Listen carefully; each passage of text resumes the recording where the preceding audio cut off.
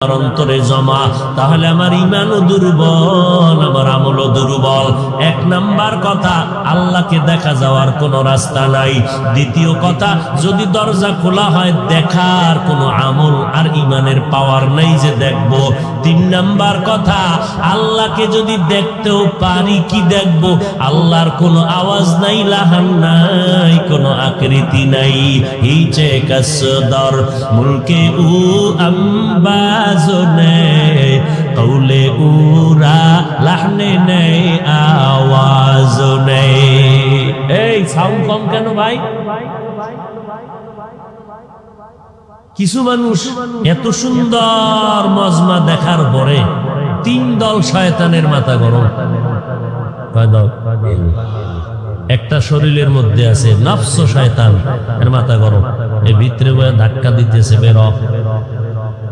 আর এক শয়তান হলো জিন শয়তান, ও দূরে আছে, কাছে আসতে পারে না, প্যান্ডেলের বাইরে বয়ে আয় ধরু। আর একটা বড় শয়তান মানুষ রূপী শয়তান, ও আপনার পাশে বসে আপনার একা ওঠ।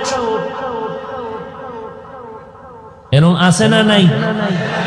আপনি কন একটু থাম, একটু থাম, একটু থাম। থামতে থামতে থামতে 1.5 ঘন্টা হয়ে গেল। এইবার কয় ওঠ। কয় হ্যাঁ এখন উঠা যায়। কয় কেন এতক্ষণ উঠলি না কেন? কয় ভাবে বোঝা যায় মোনাজাতটা দিয়া ফালাইবে, এখন তাড়াতাড়ি উঠিয়া চল, কারণ মোনাজাত দেওয়া যাবে না। এতক্ষণ বয়ান শুনছি, মিস্টার ইবলিস অত কষ্ট পায় নাই। মোনাজাতটা দিলে ইবলিস খুশি হয়, ইবলিস বড় বেজার হবে, কারণ ইবলিস ভালো করিয়া জানে একজনের দোয়া যদি কবুল হয় আল্লাহ সবার গুনাহগুলো মাফ করে কবুল করে নিবেন। ইবলিস কয় খবরদার, বয়ান সারা রাত্র শুনবি, তবে মোনাজাতে শরীক হবি না, কারণ আমি তোরে 13 বছর পর্যন্ত যেই পরিমাণ গুনাহ করাইছি, মোনাজাতে যদি ক্ষমা হয় আমি ইবলিসের চাকরি শেষ। এই জন্য দেখবেন কিছু কপাল পরারা 2 ঘন্টা 3 ঘন্টা বৈশা বৈশা বয়ান শুনে 5 মিনিট বৈশা মোনাজাতের ধৈর্য ধারণ করতে পারে না, মোনাজাতের আগে আগে উঠা বাড়িতে চলে যায়, কপাল ভরা। जिंदगी में बंदगी तू करना है, जिंदगी में बंदगी तू करना है, जिंदगी बे बंदगी शर्मिंदा है, जिंदगी बे बंदगी शर्मिंदा है। आए थे हम कुछ न कुछ खरीदने को, जैसे हो रोशन मेरे कल्बो रूहो। आए थे हम कुछ न कुछ खरीदने को, जैसे हो रोशन मेरे कल्बो रूहो, वरना कोई चारा दो जहां में नहीं, वरना कोई चारा दो जहां में नहीं, जिंदगी में बंदगी तू करना है, जिंदगी में बंदगी तू करना है, जिंदगी बे बंदगी शर्मिंदा है, जिंदगी बे बंदगी शर्मिंदा है। अरे नबीर उम्मत आशिकीर दल, আমার আল্লাহকে না দেখলে অনুসরণ হবে না। ও মালিক, তোমাকে তো দেখা যায় না, কেমনে তোমার অনুসরণ করব? দুনিয়াতে দেখার কোনো রাস্তা খোলা নাই, যদিও দেখার রাস্তা খোলা হয়, আমার ঈমান আমলের পাওয়ার নাই, কেমনে দেখব? দ্বিতীয়, আমার পাওয়ারও যদি থাকে, কি দেখব? আমার আল্লাহর লাহান নাই, কোনো আওয়াজ নাই, কোনো আকার নাই, কোনো আকৃতি নাই। আমার আল্লাহ নিরাকার, তো আমার আল্লাহ কেমন? হিচে কাসদর মুলকে উ আম্বাজনে কৌলে উরা লহনে নেই आवाज नहीं, तू दिल में तू आता है समझ में नहीं आता, तू दिल में तू आता है समझ में नहीं आता, बस जान लिया मैं तेरे पहचानो यही, बस जान लिया मैं तेरे पहचानो यही है। বুঝে আসে আল্লাহ একজন আছে, কিন্তু দেখা যায় না, ধরা যায় না। ও আল্লাহর বান্দা কেমনে বুঝাই? আল্লাহর নবীর কলিজার সাহাবী, চাচাতো ভাই, আবার জামাতা হযরতে আলী রাদিয়াল্লাহু আনহু, তিনি 10 বছর বয়সে আমার নবীর হাতে হাত লাগাইয়া কালেমার দাওয়াত কবুল করলেন। আল্লাহ তাআলার নবীর সোহবতে যাইয়া অল্প বয়সে 10 বছরের সময় হযরত আলী নবীর দরবারে গেলেন, নবীর সোহবতে জীবন কাটানো শুরু করলেন। আল্লাহ আলীকে এত পরিমাণ জ্ঞান দান করলেন, মদিনার নবী বলেন, আনা দারুল হিকমা ওয়া আলিয়ুন বাবুহা, আমি মুহাম্মদ, আল্লাহ আমাকে বানাইছেন হিকমতের ঘর, আর এই ঘরের দরওয়াজা হলো আমার সাহাবী আলী। ওই আলী আল্লাহর ইবাদতের মধ্যে পাগল পাড়া ভায়া দৌড়াচ্ছেন। একজনে জিজ্ঞাসা করে, রে আলী, তুমি কার ইবাদত করো? কয়, আমি আল্লাহর ইবাদত করি। বলে, তুমি যে আল্লাহর ইবাদত করো, আল্লাহরে কোনোদিন দেখছো নাকি? হযরত আলী ডেকে বলে, রে ভাই, আমি আলী এমন আল্লাহর ইবাদত করি না যে আল্লাহকে আমি দেখি না, আমি আল্লাহকে দেখে দেখে আমি আল্লাহর ইবাদত করি। ও আলী, যদি তুমি আল্লাহকে দেখো, বলো আমার আল্লাহ কেমন? বলে, এটা অন্তরে মজা পাওয়া যায়, অনুভব করা যায়, ভাষা দিয়া বোঝানো যাবে না আমার আল্লাহ কেমন। ও আল্লাহর বান্দারা, আমি মাঝে মাঝে উদাহরণ দিয়া বলি, ইলিশ মাছ আর পান্তা খাইয়া বান্দা বড় খুশি, জিহ্বায় মজা, কারণ 30 টাকার ইলিশের মাছের অংশটা 1000 টাকা দিয়া সকালে খাইছে, বৈশাখের দিন ফজরের নামাজ বাদ দিয়া। খায় নাই? ইলিশ দিয়া ওরা বান্দা, তুমি পান্তা বা ইলিশ খাও, কোনো গুনাহ নাই, তবে ওই দিন খাইতেই হবে, এই নিয়ত করাটা গুনার কাজ। ওই দিনই খাওয়া লাগবে, ফজরের সময় খাওয়া লাগবে, পার্কে যায় খাওয়া লাগবে, গান বাজাইয়া খাওয়া লাগবে, 30 টাকার মাছ 1000 টাকা দিয়ে খাওয়া লাগবে, এটা গুনাহ। তবে বান্দা ইলিশ খাও, পান্তা খাও, তাতে কোনো গুনাহ নাই। এবার বান্দা খাইয়া জিহ্বায় সারাদিন বাড়ি মারে আর কয় মজা মজা, এখনো মজা যায় নাই। একজনে ধইরা কয়, জিকির করো, খালি মজা মজা বল, মজাটা কেমন, লাল না কালো, এটার রং কেমন, এটার ধরন কেমন? কয়, মজা জিনিসটা অনুভব করা যায়, বুঝানোর কোনো ভাষা নাই, এটা নিজে নিজে বোঝা যায়, বড় মজা লাগছে। আমার আল্লাহ কেমন? আসমানের দিকে তাকাইয়া মজা নিবি, আমার এই আসমানের একজন সৃষ্টিকর্তা আছে। আমার আল্লাহ কেমন? কয়, আসমানে তো সুন্দর করে বানাইলেন, জমিন থেকে 500 বছরের দূরত্বে প্রথম আসমান, এক একটা আসমান 500 বছরের দূরত্বের মোটা, এক আসমান থেকে আর এক আসমানের মাঝখানে ফাঁকা 500 বছরের দূর। এইভাবে আল্লাহ 7টা আসমান বানায় রাখলেন, একটা খুঁটি 19 থেকে নাই, উপর থেকে কোনো রশি দিয়া টানাও নাই। এইভাবে 7টা আসমান কে টানাইছেন? যিনি টানায় রাখছেন তিনি হলেন আমার আল্লাহ। আসমান এত সুন্দর, যিনি বানাইছেন তিনি কত সুন্দর। या इलाही मुझसे मुझको दूर कर, ताके देखो मुझ में तुझको एक नजर। या इलाही तू मेरा मेरा माबूद है, या इलाही तू मेरा माशूक है। আমার আল্লাহ এত সুন্দর একটা মানুষ বানাইছেন। আল্লাহ বলেন মানুষের মতো সুন্দর আমি কোন প্রাণী বানাই নাই। চেহারা কত সুন্দর, এত সুন্দর কণ্ঠ, যিনি বানাইছেন তিনি না জানি কত সুন্দর। এত সুন্দর চেহারা দিয়ে যে মানুষ বানাইছেন তিনি না জানি কত সুন্দর।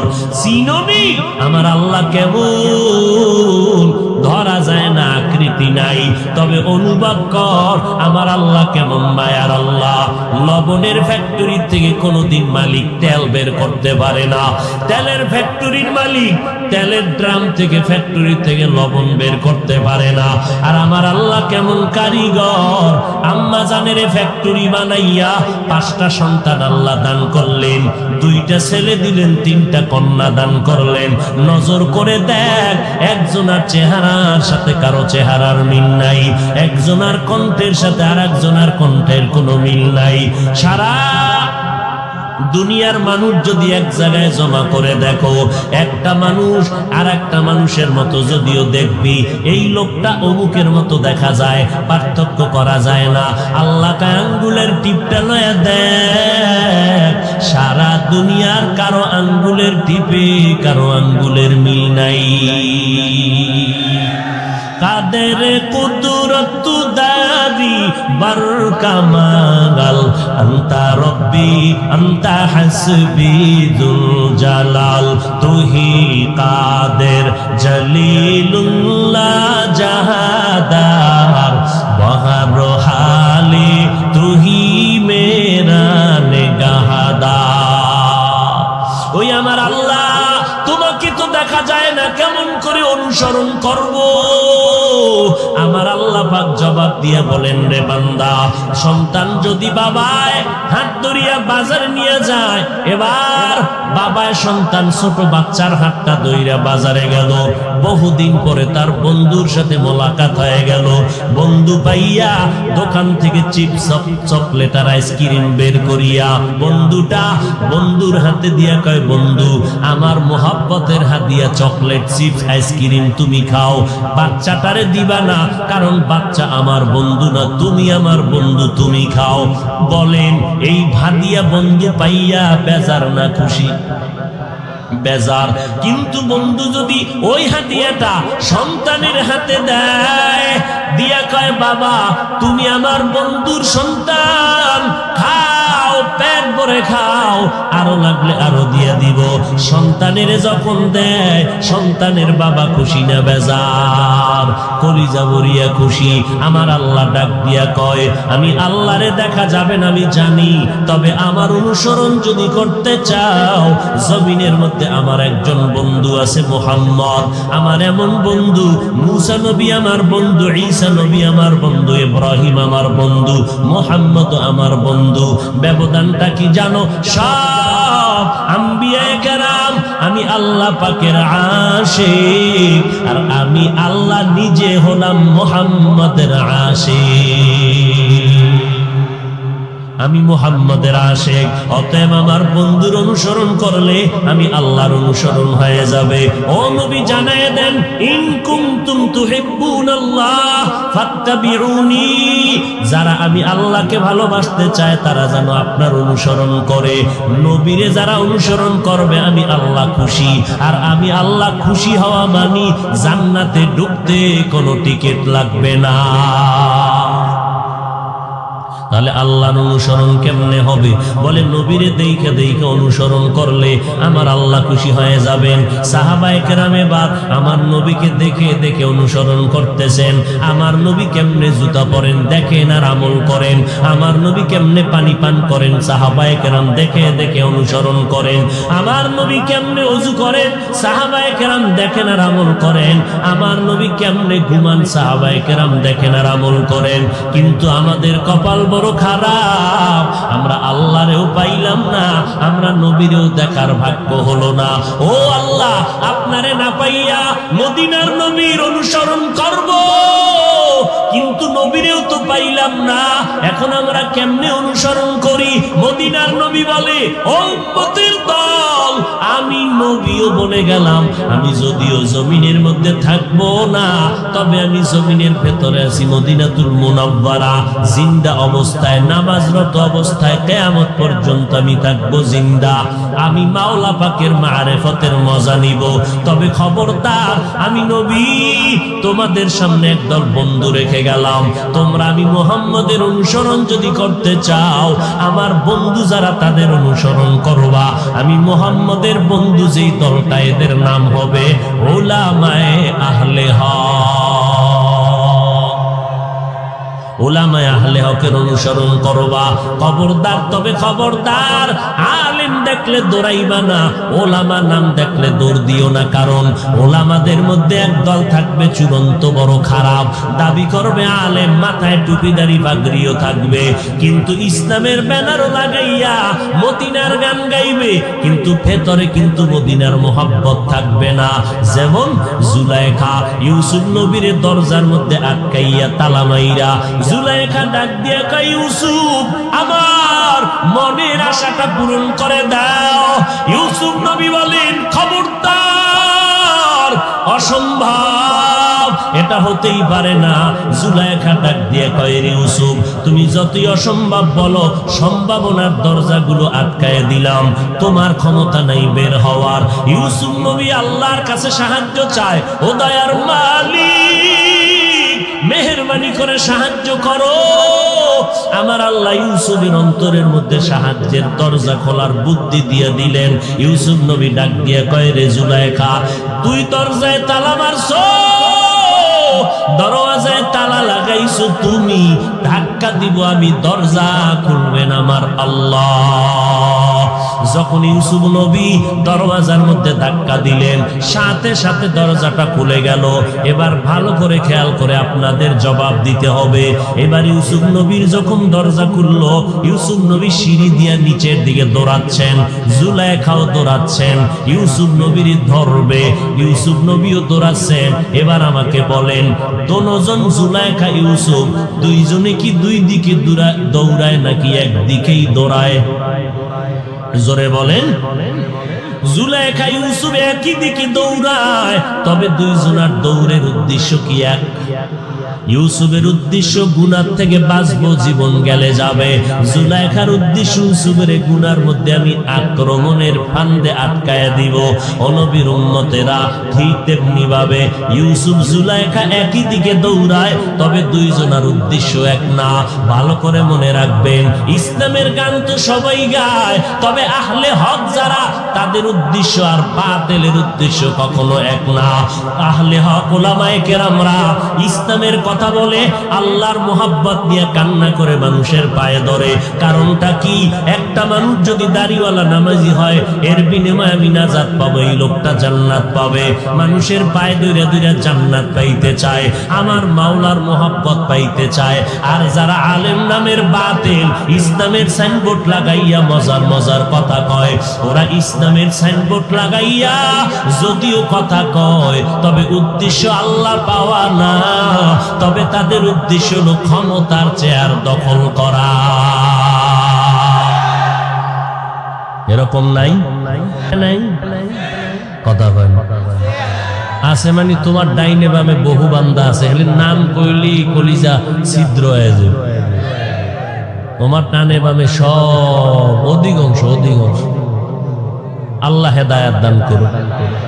আরো জোরে বল, আরে ইসলাম ইসলাম ইসলাম ইসলাম ইসলাম ইসলাম জিকির করে কেউ, তোমার মাথায় ইসলামের নমুনা নাই কেন? তোমার গালের মধ্যে মদিনার ইসলামের নমুনা নাই কেন? তোমার পোশাকের মধ্যে ইসলামের নমুনা নাই কেন? আমি তো আসলে ইসলাম চাই না, আমি চাই ইসলামের সিঁড়িতে পাও রাইখা ক্ষমতার চেয়ারে বলবো। এই কথায় টুপিওয়ালারা আমার উপরে খুশি। এই ভণ্ডরা এখন বলবে হাফিজুর রহমান সরকারের দালাল। কেমন এক মুসিবত! সরকারের কিছু কিছু লোকেরা কয় আমরা জঙ্গিবাদী, আরে হাফিজুর রহমান ওই মওদুদিবাদী, এইরকম কয়। আর মওদুদির মুরিদেরা কয় সরকারের দালাল। মানকে সিগাই বেরে বুঝেননি কথা? আল্লাহ হেদায়াত দান করে। আরো জোরে বলেন। তবে যে যাই বলুক না কেন ওদিকে কর্ণপাত করার সময় নাই। একলা চলো পথে, চলতেই হবে। আমাদের টার্গেট দুনিয়া না, আমাদের টার্গেট আখিরাত, জান্নাত। আলহামদুলিল্লাহ, যতই বিরোধিতা করো, বিউটি পার্লারের সুন্দর আসল সুন্দর নয়। বাতিলেরা যতই দিনের কথা বলো, ওদের দিনের কথা দিনের কথা নয়। এই জন্য বাতিলেরা যত চাপাবাজি করে আগাইতেই পারে না। যত সামনে যেতে চায় তত পিছনে যায়। দেওবন্দিরা আগায় না, পিছনে যায়। জোরে কাও, মিথ্যা করো না, চাপাবাজি করো না, সত্য বলো। তাবলীগ পিছনে যাচ্ছে না, আগাচ্ছে। জোরে বলো। চরমনাই, দেওবন্দি, হাটাজারি, নানুপুর, বাহাদুরপুর, এইরকম খাঁটি আল্লাহওয়ালারা পেছনে যায় না, আগায়। টাকার জোরে আগায়, অস্ত্রের জোরে আগায়। কেমনে আগায়? জোরে বলো। বাতিলেরা আগাইতে চায়, পিছাইয়া যায়। যত আগাইতে চায় পিছাইয়া যায়। আর হকপন্থীরা চুপচাপ থাকার কারণে আগাচ্ছে না, পিছনে যাচ্ছে। মাদ্রাসা কমতেছে না বাড়তেছে? কওমি মাদ্রাসা সোনার বাংলায় কম না বেশি? তাবলীগ কম না বেশি? বলেন। এখন লাগছে হেফজখানা বন্ধ করো। ওখানে ছোট ছোট বাচ্চাদের দিলে মাথা নষ্ট, পঙ্গু হয়ে যায়। আরে বিধর্মীরা মাদ্রাসার বিরুদ্ধে বলবে, হুজুরে বিরোধিতা করে কেন? চিন্তা ভাবনা করে দেখলাম আসলে হেফজখানা না। হেফজখানায় ভইরা হাফেজ সাহেবরা কওমি মাদ্রাসায় যায়। এইখানে হইল জ্বালা। জ্বালাটা বুঝেননি? ভিতরের জ্বালা, বাইরের জ্বালা না। অথচ শুরুতে বলছি, হযরত আলী রাসূলের হাতে দাওয়াত কবুল করলেন। বয়স কত? 10। আমগো মাদ্রাসায় একটা ছেলে এসে বলে, আমি পড়ব। কি পড়বি? হেফজ পড়ব, হাফেজ হব। বয়স 14 ক্লাস। Get out. কেন? বেশি বয়সের কলিজায় কোরআন ঢুকবে না। ছোট বয়সের বাচ্চাগুলো মাদ্রাসায় দাও। 8 বছরের সন্তান মাদ্রাসায় ঢুকছে, আলহামদুলিল্লাহ 6 মাসে হাফেজ হয়ে গেছে। প্রমাণ নাই? এই কোরআন সিনায় কে রাখেন? না আপনার আব্বায় না রাখেন? মাস্তানি করেন কেন? কোরআন সিনায় রাখা কোন সন্তান পঙ্গু হইছে, ধ্বংস হইছে, একটা প্রমাণ দাও।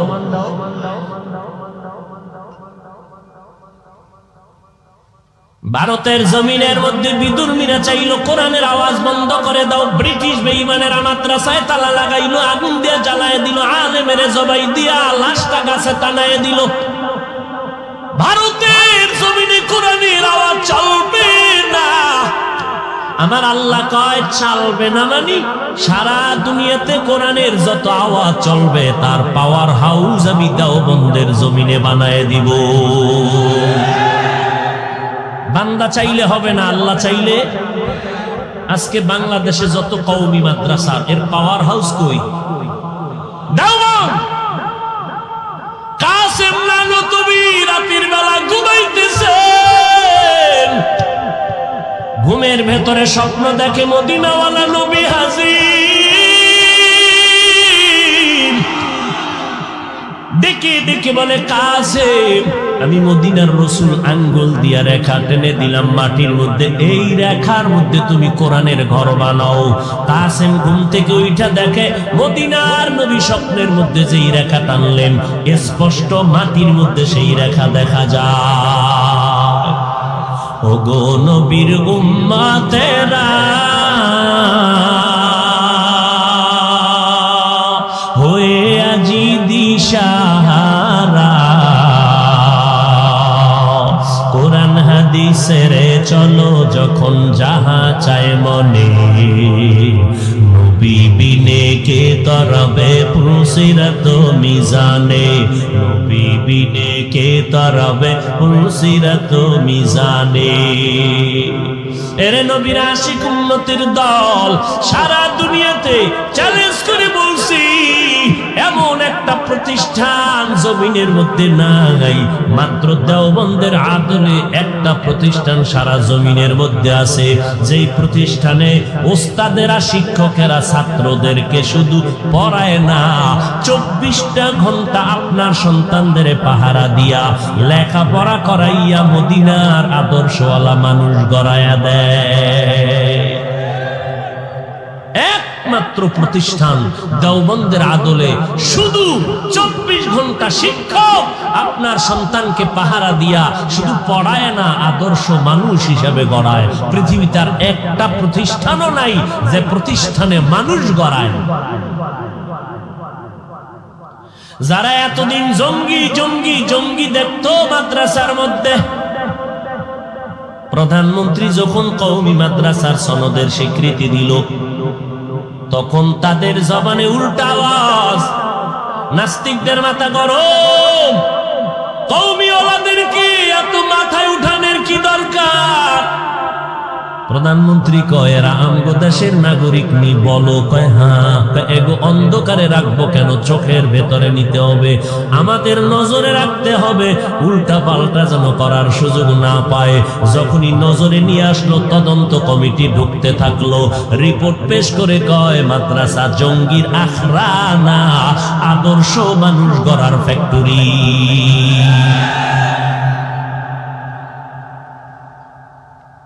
এখন কওমিওয়ালা গো, ওই দালালেরা কয় এরা সরকারের দালাল। কারা কয়? ইসলামের ব্যানারওয়ালা ভণ্ডরা। কিওয়ালা ভণ্ড? হ্যাঁ বলেন, কিওয়ালা ভণ্ড? ইসলামের ব্যানারওয়ালা ভণ্ড, বড় মারাত্মক। তুমি পাখিরে গুলি মাইরা খাও, কোনো আফসোস নাই, কিন্তু দরবেশের বেশ ধরলা কেন?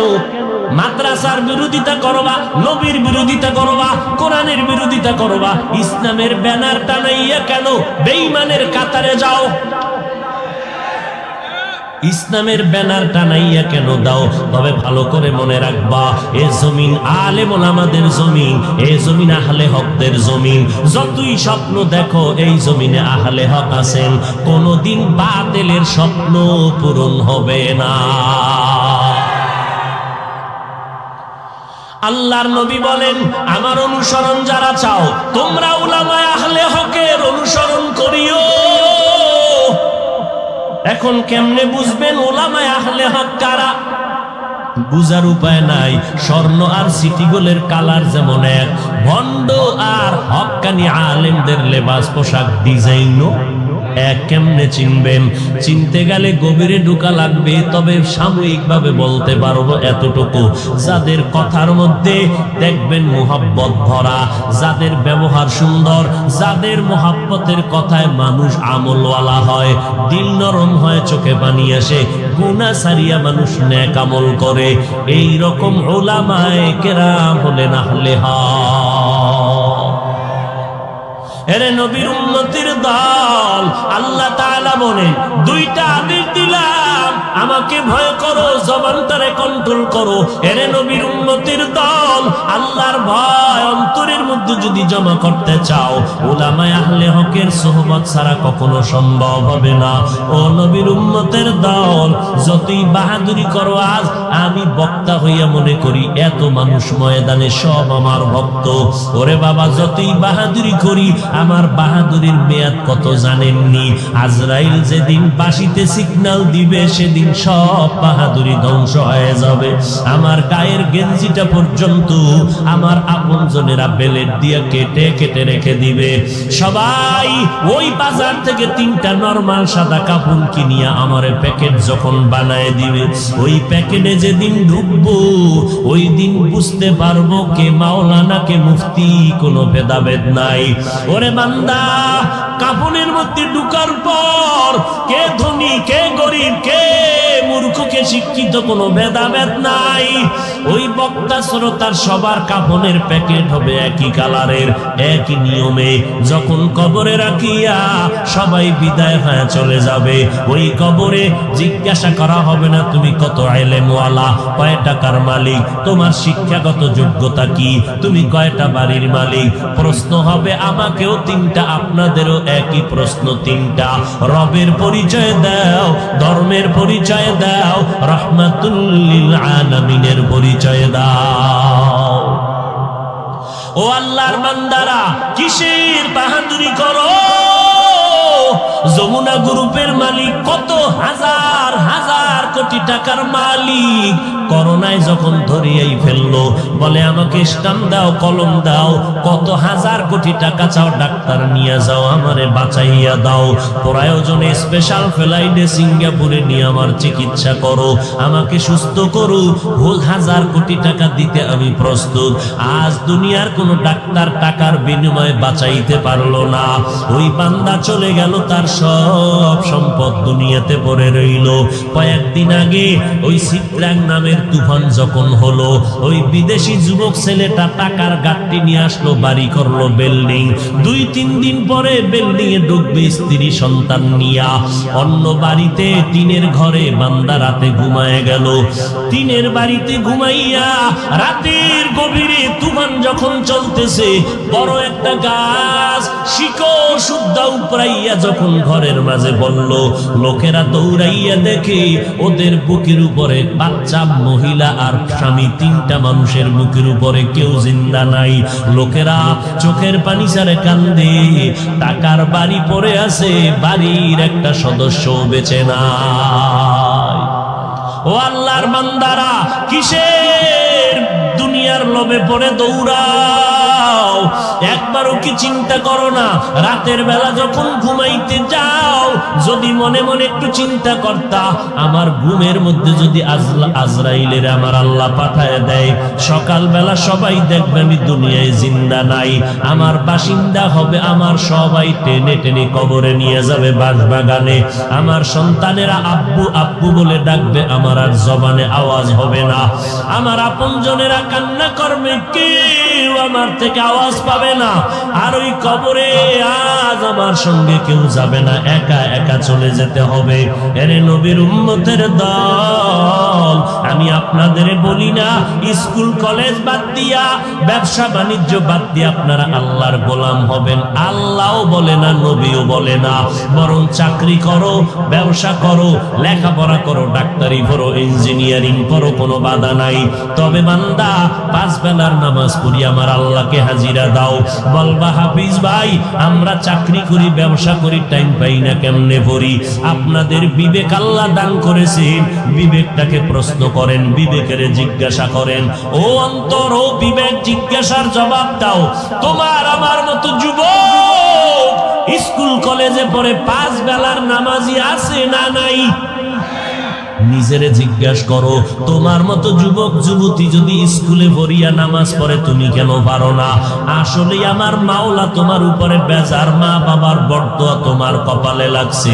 তোমার আমার মতো বান্দা নজর করে দেখো, জীবনে মাদ্রাসায় পড়ে নাই, আলিফ বা তাও শিখে নাই, জেনারেল লাইনে পড়ুয়া বান্দা, র‍্যাব, আর্মি, পুলিশ, বিডিআরের চাকরি করে, 1 ওয়াক্ত নামাজও বাদ দেয় না।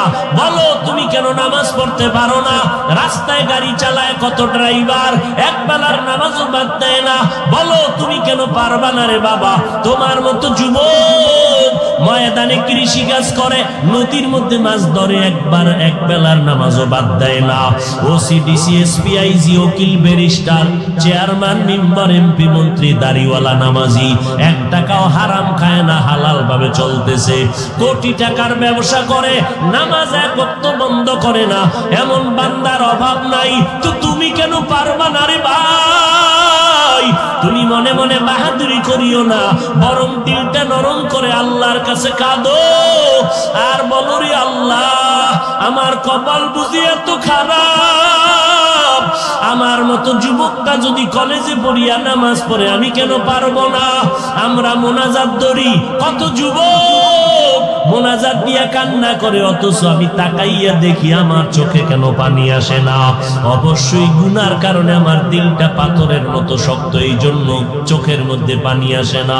ও আল্লাহর বান্দারা, অহংকারী ছেড়ে মাথা নত করে আমার আল্লাহকে মনে মনে ডাকো আর বলো, হে মালিক, আমার মতো গুনাহগার এই জমিনের মধ্যে কেউ নাই রে আল্লাহ। এই গুনাহ নিয়ে কবরে গেলে উপায় নাই। ও যুবক, আমিও যদি আজকে তোমার মতো প্যান্ট শার্টটাই লাগাইয়া দাড়িটা কামাইয়া রাস্তায় মাস্তানি করতাম, কেউ আমারে বাধা দিত না। টুপি মাথায় দিলে মাথা গরম হয়, তোমার থেকে কম বুঝি না। দাড়িটা লম্বা করার কারণে যৌবন চলে যায়, তোমার থেকে কম বুঝি না। লম্বা জামা পরার কারণে শরীর গরম লাগে, তাও কম বুঝি না রে বাবা। এরপরেও কেন টুপি ফালাই না, দাড়ি ফালাই না, নামাজ সারি না, বেপরদায় চলি না? এর একটা মাত্র কারণ, চিন্তা ভাবনা করে দেখলাম আমার মাওলার কোরআন সত্য, নবীজির কথা সত্য। কারণ আমার নবী 63 বছর জীবনে একটা মিথ্যা কথা কখনো বলেন নাই। এমন মায়ার নবী আমার, ওই কোরআন শরীফে